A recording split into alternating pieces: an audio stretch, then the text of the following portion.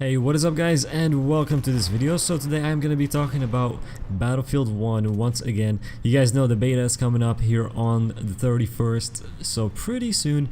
And I was looking up some things about Battlefield 1, and I came across this article that just triggered me, man. Like 100%, this article right here triggered me. I don't know this website. I don't know much about it. I don't think I've ever been on this website before.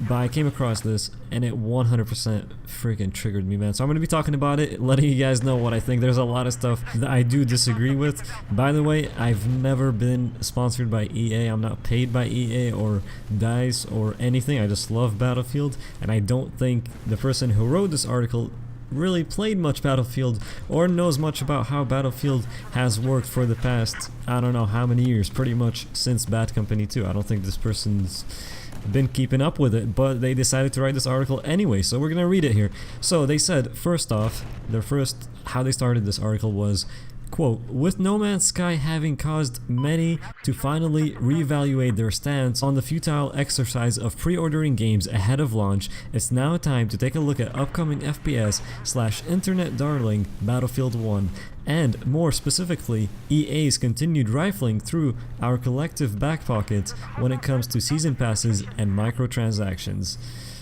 Oh, here we go, boys. So that triggered me straight away because in the first part of the article, he is comparing No Man's Sky, which is developed by Hello Games, which has been around since like 2010, to games developed by DICE, which has been around for 25 years. So it doesn't really make too much sense. I mean, yeah, No Man's Sky was a fucking letdown, but you're comparing a studio which has been around for 6 years to a studio that's been around for nearly 25 years.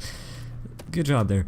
I didn't like that to begin with, man. No Man's Sky is terrible, but you're not going to be comparing that to a successful series like Battlefield. It just doesn't make any sense.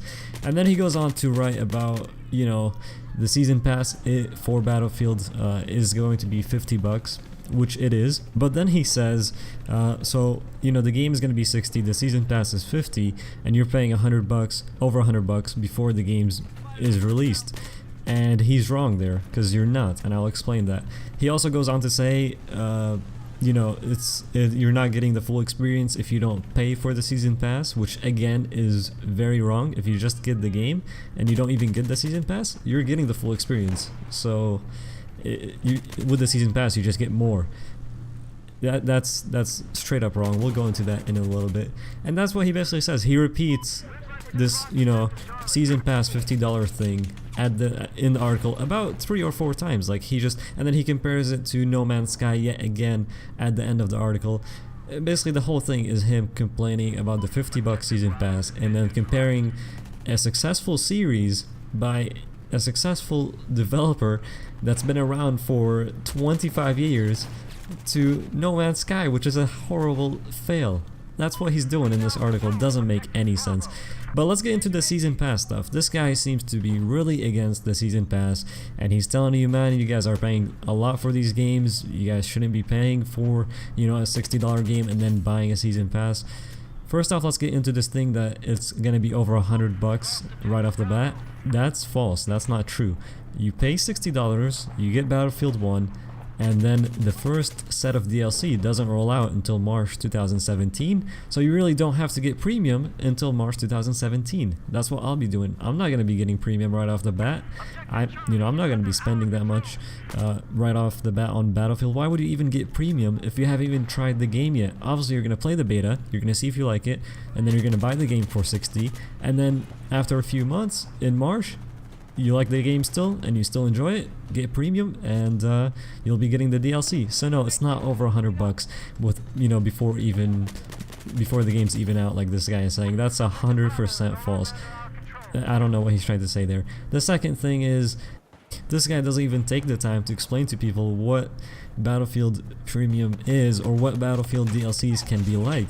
If any of you played Bad Company 2, you know, you should know, and if you got the DLC, which is the Vietnam DLC for it, you probably know how amazing Battlefield DLCs are. I mean, that DLC alone was probably like, that was like a whole nother game. That was pretty, like when I played that, I felt like I was playing a whole nother game, but all it was just a DLC for the game. That's how amazing you know, Battlefield DLCs are. That's how much they care and, you know, develop these DLCs and put time into them. All he says in his article is, oh, you get 2-week early access to each expansion pack with premium, which is true, but it's like the least interesting thing about premium.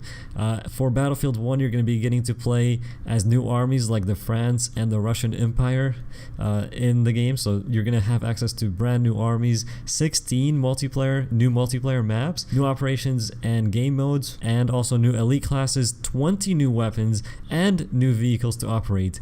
That's like a whole nother game right there. We're talking 16 maps, and don't forget, these are Battlefield maps, so they are massive and destructible. I mean, just look at the map right there on the screen. We got tanks, jets, helicopters, infantry, jet skis, boats, everything you could really get. And look at the size of this map. This is the type of DLC that was done for Battlefield 4. This was Dragon Valley redone for Battlefield 4. But yeah, let's continue. 20 new weapons, new vehicles, new armies, classes, like it's like a whole nother game. And yeah, you're paying $50, but you're getting 4 separate DLCs and all of that content. Yeah, this guy in his article doesn't even explain that, which is unfortunate.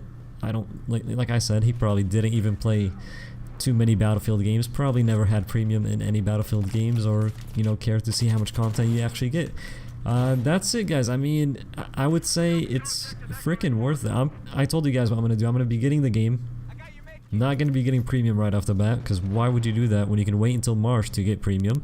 And then when March hits, you get premium, you get the DLC, and you start playing, and you're good to go. You get all that stuff that we just talked about. And yeah, it's $50, but it's gonna be worth it. I mean, in this video, we played Battlefield 4 premium DLCs. I had Battlefield 4 premium, and look at that, I'm still playing the DLCs to this day, years later.